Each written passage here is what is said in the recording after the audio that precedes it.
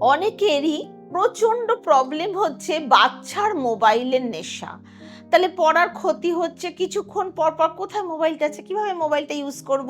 এই যে প্রচন্ড মোবাইলের নেশা, এই নেশা দূর করার জন্য আমি কিছু উপায় বলবো, অবশ্যই মন দিয়ে শুনুন আর কাজে লাগান।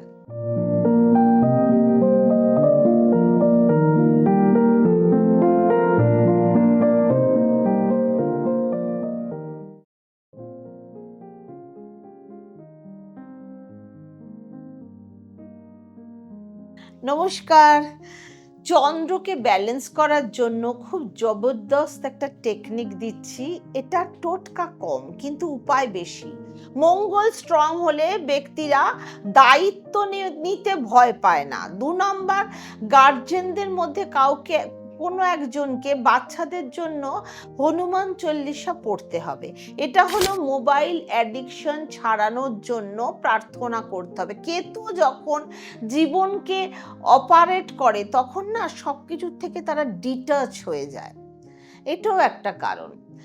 এবং বুধ, খারাপ বুধ আর একটা কারণ যে মোবাইলের নেশা তৈরি করার। বুধ কি করে, মনস্থির করে পড়তে বসতে দেয় না স্টুডেন্টদের। আমরা ভাবছি নেশা, কিন্তু এটা গ্রহগত কারণেই একটা বাচ্চা করছে। আজকের ভিডিও খুব স্পেশাল হচ্ছে কারণ যে সমস্ত গার্জেনরা, অনেকে আমাকে মেসেজ করেছেন যে পেরেন্টসরা তাদের বাচ্চাদের নিয়ে ভীষণ টেনশনে রয়েছেন, যে সমস্ত বাচ্চারা সব সময় পারলে ২৪ ঘন্টাই ফোনের ভেতর থাকতে পারলে বেঁচে যায়, ফোনের সাথে জুড়ে থাকে, ফোনের সাথে অ্যাডিক্টেড হয়ে যায়, যে অন্য কোনো কিছু তাদের কানে যায় না। গার্জেনরা যতই চিৎকার করুক, বকাবকি করুক, কথা শোনার চেষ্টা তারা করে না বা তাদেরকে গুরুত্ব দেয় না, এবং ফোনের কারণে সেই বাচ্চার ভবিষ্যৎ, কেরিয়ার, পড়াশোনা সমস্ত কিছু নষ্ট হতে থাকে। সেক্ষেত্রে আজকে এই সমস্ত বিষয়ের উপর আমরা আলোচনা করব বিস্তারিতভাবে। দেখুন, একটা ফোন ভালো কিছু দেখে, ফোনে অনেক এখন কোচিং, ফোনে পড়াশোনা, ফোনে অনেক কিছু জানা যায়, ভালো দেখাটা আলাদা। এবার গেম খেলবো, খারাপ জিনিস দেখবো, দুটো তো এক জিনিস না, সুতরাং দুটো আলাদা আলাদা পার্ট। আপনারা যদি আপনাদের জন্মকুষ্টি বা বাচ্চাদের জন্মকুষ্টি বিশ্লেষণ করাতে চান তবে অবশ্যই ডেসক্রিপশন বক্সে দেওয়া নাম্বারের সাথে যোগাযোগ করবেন। যারা অ্যাস্ট্রোলজি কোর্স শিখতে চান তারা অবিলম্বে আমাদের সুখের চাকা ইনস্টিটিউশন অফ পাম অ্যাস্ট্রো রিসার্চের সাথে যোগাযোগ করুন, এবং আমাদের ডেসক্রিপশন বক্সে হোয়াটসঅ্যাপ নাম্বার দেওয়া আছে, সেই নাম্বারে মেসেজ করে আপনাদের নামটা রেজিস্টার করুন। আমাদের নেক্সট কোর্স আবার আগস্ট মাস থেকে শুরু হতে চলেছে। আসবো যে প্রসঙ্গে কথা হচ্ছে, বুধ খারাপ হলে মানুষের মানসিক চঞ্চলতা বেড়ে যায়, তার মধ্যে ম্যাচিউরিটি কমে যায়, তার ফলেও এই নেশা, বা এখন মাঠ ঘাট আগেকার দিনেও ছিল প্রচণ্ড খেলার নেশা, তাই না?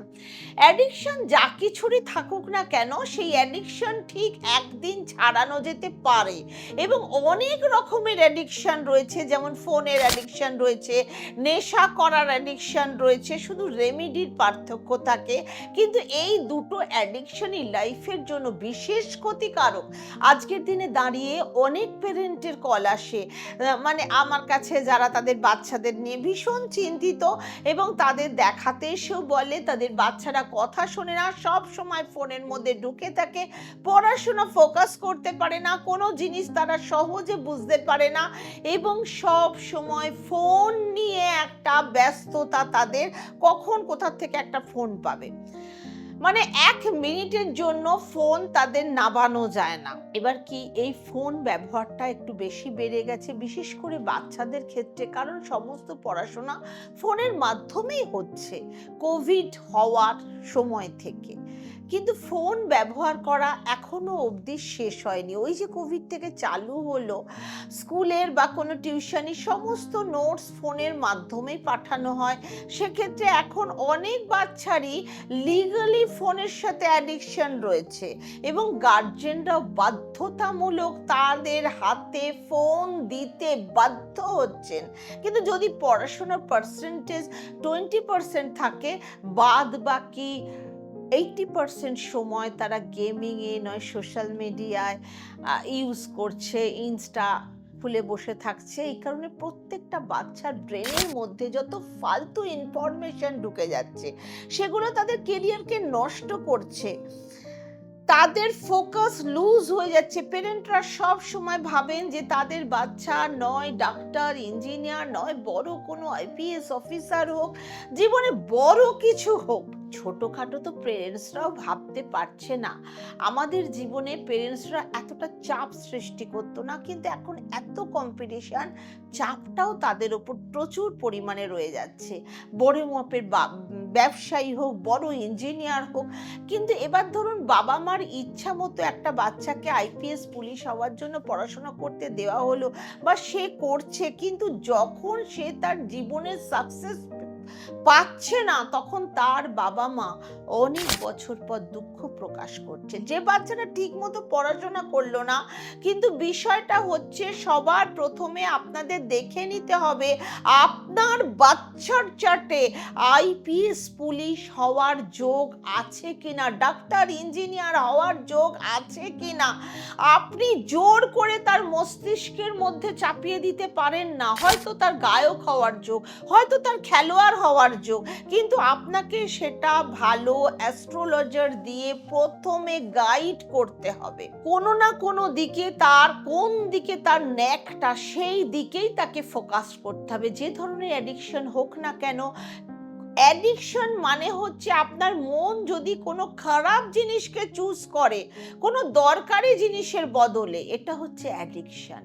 যেমন বাচ্চার মোবাইলের অ্যাডিকশন হয় এবং সেই বাচ্চাটা ইচ্ছে থাকলেও সেই মোবাইলের অ্যাডিকশনটা ছাড়তে পারছে না, তখন সেই সমস্ত বাচ্চাদের চার্টে দেখা যায় তাদের চন্দ্র খারাপ রয়েছে, চন্দ্র অ্যাফ্লিক্টেড রয়েছে, তাহলে অ্যাডিকশন হতেই পারে। বুধ হয়তো নিচস্থ, বুধ রাহু যুক্ত, সেটাও একটা মোবাইল অ্যাডিকশন ঘটানোর কারণ। এবং চার্টটা ভালোভাবে দেখে সেটা সেজন্য সে সিরিয়াস না, তার ম্যাচুরিটি কম, তাই জন্য সে এসব করছে, সে টাইম পাস করছে। জীবনের কঠিন সময় যে 6 বছর প্রচণ্ড লড়াই করতে হয়, সেই সময় তারা গা ভাসিয়ে চলছে। কিন্তু ব্যালেন্স করার জন্য জন্মকুষ্টি বিচার করলে তবেই সঠিক কেন করছে এটা পরিষ্কার বোঝা যাবে। কিন্তু আমি আজকে চন্দ্রকে ব্যালেন্স করার জন্য একটা খুব ভালো টেকনিক দিচ্ছি। বাচ্চার মোবাইল অ্যাডিকশন তাহলে তাড়াতাড়ি ছেড়ে যাবে। আমাদের চন্দ্রকে মঙ্গলযুক্ত তৈরি করতে হবে। রূপো এমন একটা ধাতু যেটা চন্দ্রের ধাতু বলা হয়, সেক্ষেত্রে আপনাকে একটু রূপো নিতে হবে এবং রূপোর একটা চৌকো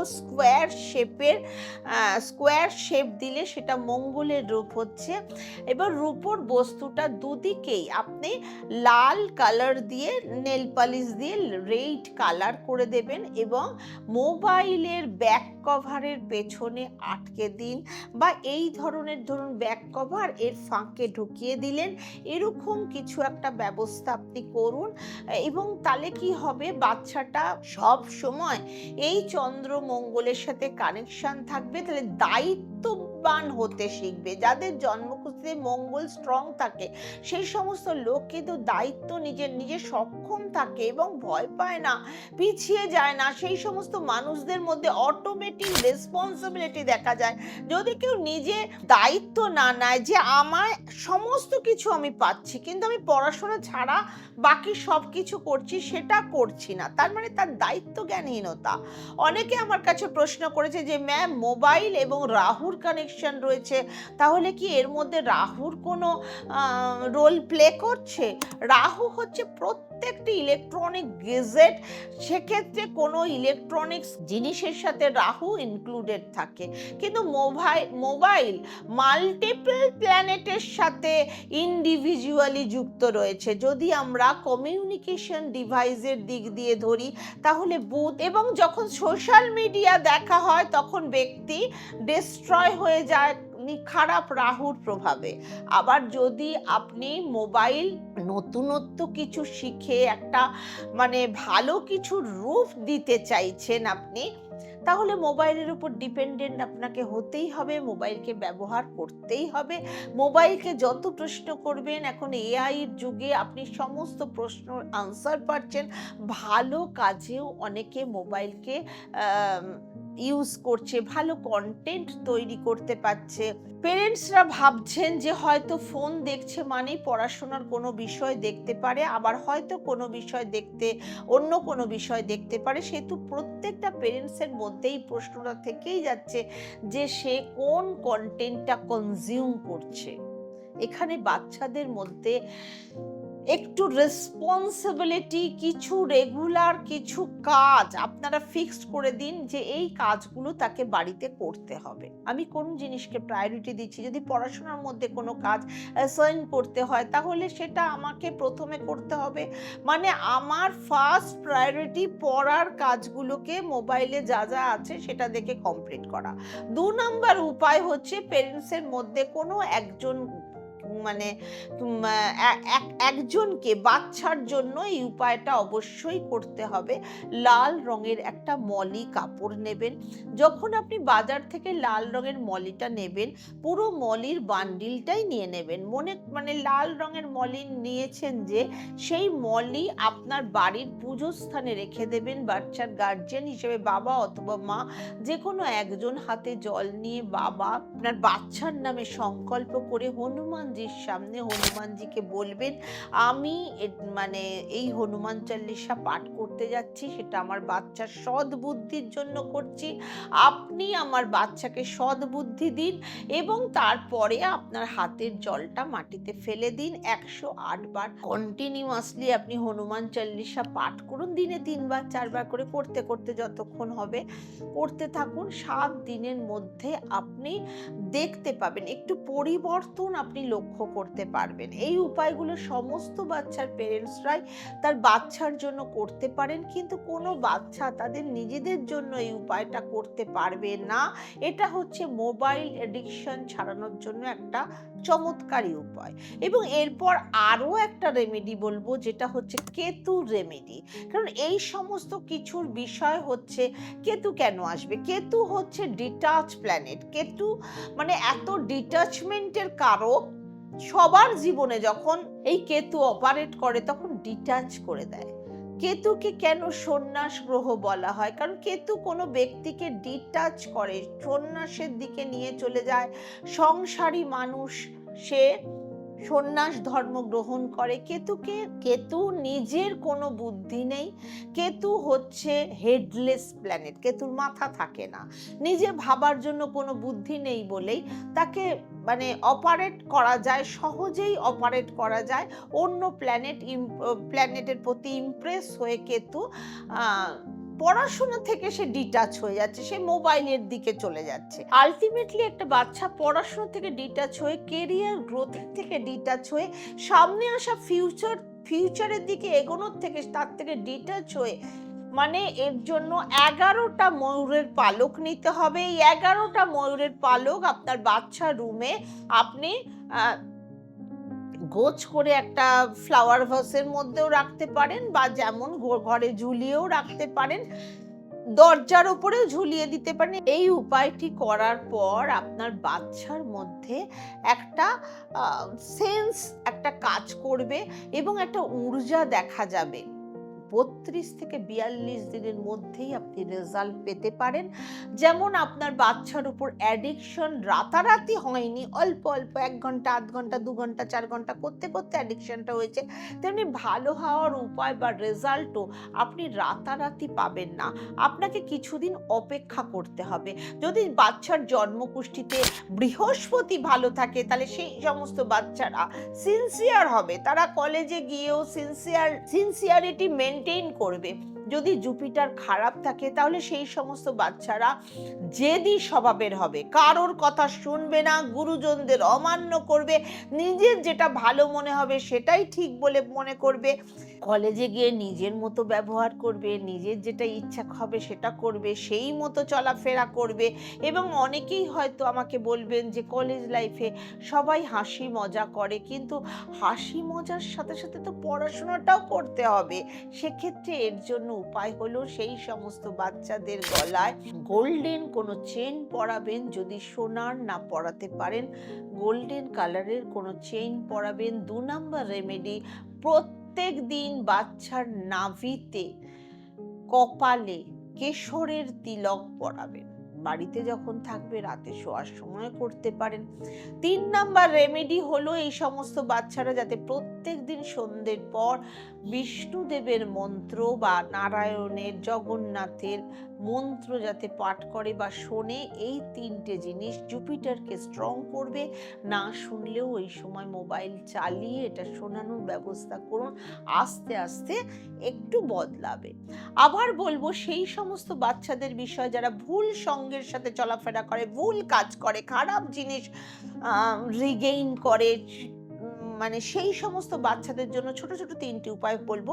প্রথম উপায় হচ্ছে, আপনার বাড়ির বাস্তুর মধ্যে কোনো না কোনো দোষ থাকে, অথবা আপনার বাচ্চার শোয়ার ঘর কোন দিশায় রয়েছে। যদি সাউথ ওয়েস্টের দিশায় থাকে আপনার বাচ্চার শোয়ার ঘর, তাহলে সেই সমস্ত বাচ্চা প্রচণ্ড পরিমাণে বিগড়ে যায়। 2 নম্বর হচ্ছে, যদি আপনার বাচ্চার শোয়ার ঘরে কোনো ডার্ক কালার থাকে, তাহলেও সেই বাচ্চার ডিস্ট্রাকশন আসা সম্ভব বা বিগড়ে যাওয়ার সম্ভাবনা থাকে। সেক্ষেত্রে প্রথম উপায় হচ্ছে, বাচ্চার ঘরের কালার লাইট রাখতে হবে। আপনার বাচ্চার হাত থেকে কোনো গরিব মানুষদের সবজি দান করাতে হবে, গ্রিন ভেজিটেবলস, গ্রিন ফ্রুটস দান করাতে হবে। এবং সেই বিশেষ 3টে দিন হবে অমাবস্যা, পূর্ণিমা এবং সংক্রান্তির দিন, যেটা আপনার পসিবল করবেন। এর সাথে রাস্তার কুকুরদের কেউ খাবার খাওয়াতে হবে। এই উপায়গুলো আপনাকে বাচ্চার হাত দিয়ে করাতে হবে। তারপর আপনি নিজেই বুঝতে পারবেন আপনার বাচ্চার মধ্যে কতটা পরিবর্তন এসেছে। নর্থ ইস্ট সাইডে বাচ্চাকে রাখার চেষ্টা করবেন, বাচ্চা শোয়ার ঘর বানাবেন, তাতেও অনেক পজিটিভিটি আসবে। দেখুন, লাস্ট কথা, আপনার বাচ্চার 4টা জীবনে একবার দেখাতে হবে। সময়, অমূল্য সময় যে চলে যাচ্ছে, সেই অমূল্য সময় নষ্ট করলে হবে না, কাজে লাগাতে হবে। সুখে থাকুন, ভালো থাকুন। আর কার বাচ্চার কি প্রবলেম হচ্ছে কমেন্টে জানাতে একদম ভুলবেন না। আমি সেরকমভাবে ভিডিও বানানোর চেষ্টা করব। ওম শান্তি।